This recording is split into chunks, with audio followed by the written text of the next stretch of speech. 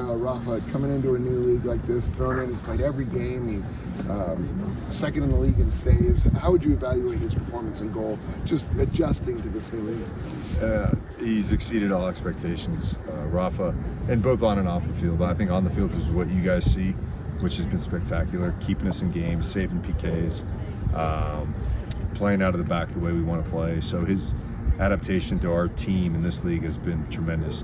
I'd say what he really brings to the team is leadership.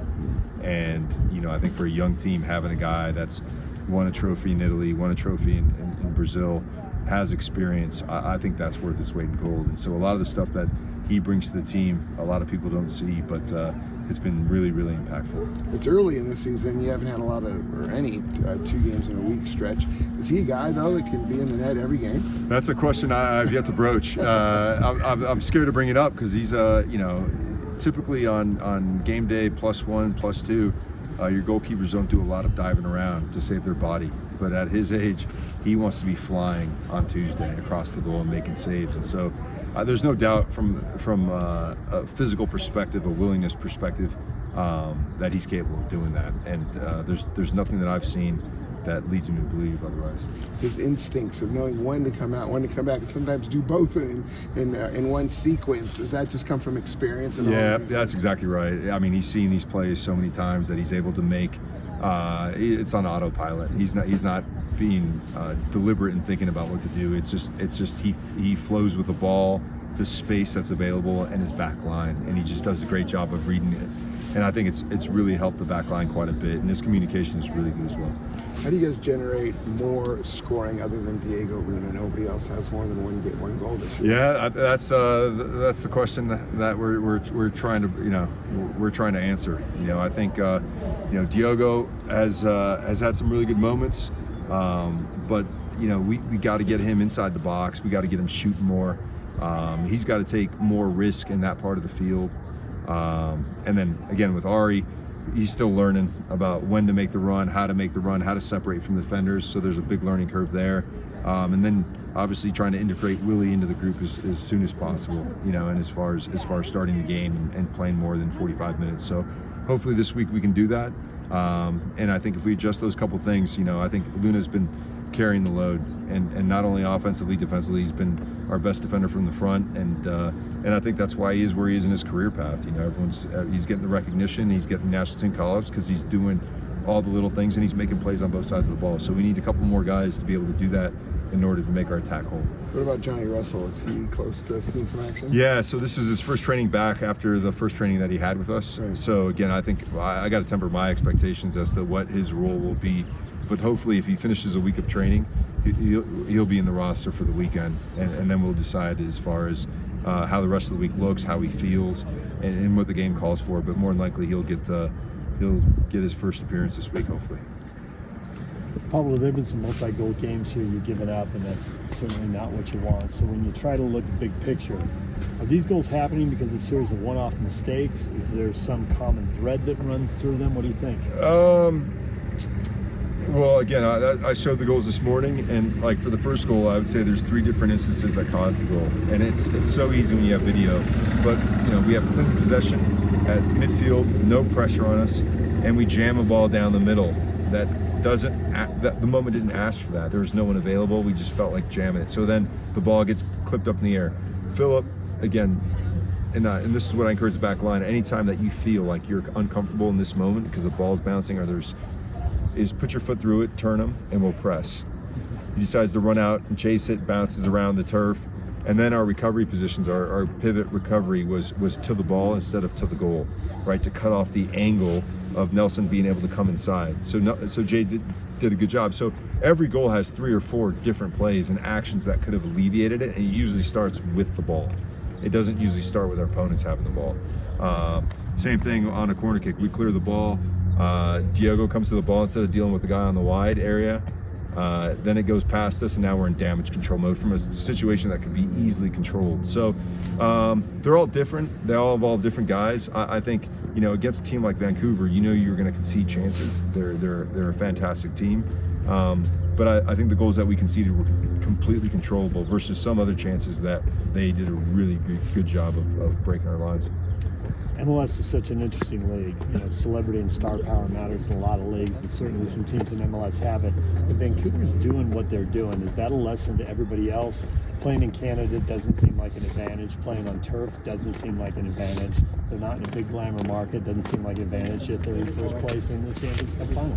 Yeah, I mean it is. There's a million ways to win in this league. Really, there's not one size fits all type. But what they've done a really good job of, I think what separates their attack than from most attacks is I think every player in those attacking positions has the ability to create a goal scoring opportunity for themselves. So one, that usually attracts another defender. Two, the quickness and their speed of play in that final third is dynamic. And the third is they're always testing the back line with runs. So at some point, when you have those three things, something's going to give. You can't do it all. And so, like, for example, like when I keep talking our 10s getting into the box, it's our 10s actually running behind the back line so our pivots can move forward, so we can have more numbers in the box. And like they did on the second goal, they get numbers in good areas, cross it. They do a really good job of separating from their opponents, and this is something that they've done all year. So they've just taken the players that they've had who've had those tendencies and just refined it. And I think the other part too, DJ, is really important, is when you win, things just come a lot easier. The bounces come easier, the goals come easier, the defending comes easier. And when you're not, you just have to work twice as hard to get those opportunities. About Rafa now in the back line, I'm curious because obviously he's Brazilian, so I'm assuming Portuguese. Vera's hurt, but he's speaking Spanish. Glad speaking English. You got a Greek guy whose English is pretty good. You got a guy who's Spanish, and then you got an Ivy League guy in front of him. Probably speaks 10 languages I don't know about. But nonetheless, that's a lot of different guys. How good is the communication in back?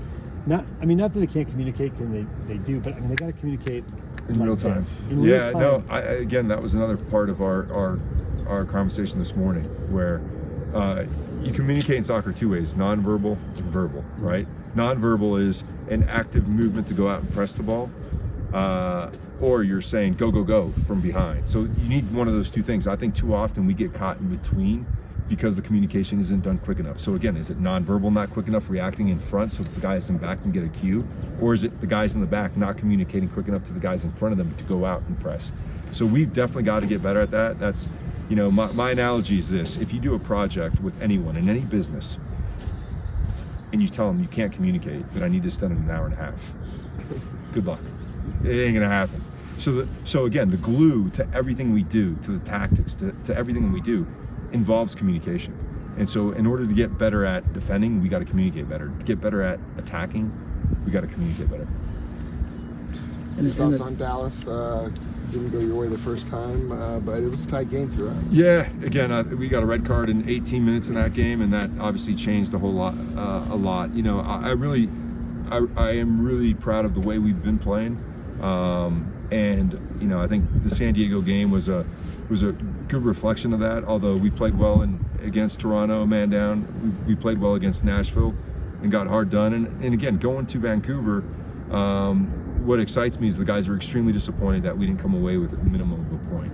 Because it's really easy to say they're the best team, we're playing on turf, we're going away, we should lose this game. And the mindset of the group is like, they're really upset that we didn't come away with something. And so for me, based upon the performances and the mindset after the game in Vancouver, I feel like we're in a good way to approach this game, getting one game better at the way we want to play, but more importantly, compete and get those 3 points. How much stock do you put in total shots in a game? I mean, the Kansas City won without putting up a single shot. Toronto had 2 and beat you. Yeah. And you've had 20 shots and lost before. How key a stat is that? I guess what that says is that you've won the territory battle. Not so much you haven't broken, you didn't get into the castle. You surrounded the castle, but you didn't get into the castle, right? And so like that's what it says, and that's why I think the hardest thing to do in football is to score that goal. And so again, we're box to box. Again, we're playing extremely well. It's that final third that is making it difficult for the other box as well. Because when you're creating opportunities and you don't finish, all of a sudden it could be one mistake and now you're behind the score line. So it's so important to get that attacking box right, to keep playing from a position of a lead, to then can be able to control the flow of the game. And so that'll be the focus for this week and every week moving forward. When you look at those stats, do you have to immediately sort the games that are tied for a long time, that are level, versus games where one team gets an early goal or two? Because at that point they might sit back, absorb the pressure. Yep. They don't have possession, they give up shots, but they give up low percentage shots. Yep, you're exactly right. So we call that game state, and stats are only relevant in game states. So you can compare different game states. So you were up a goal in this game and up a goal in this game, but then you ceded a lot of possession. So then we're thinking about how do we manage a lead better, right? And I think when you're down a goal, you're throwing caution to the wind. Teams are going, we want to preserve our goal. So game state definitely matters, and it'd be silly to just look at the stats without breaking them down.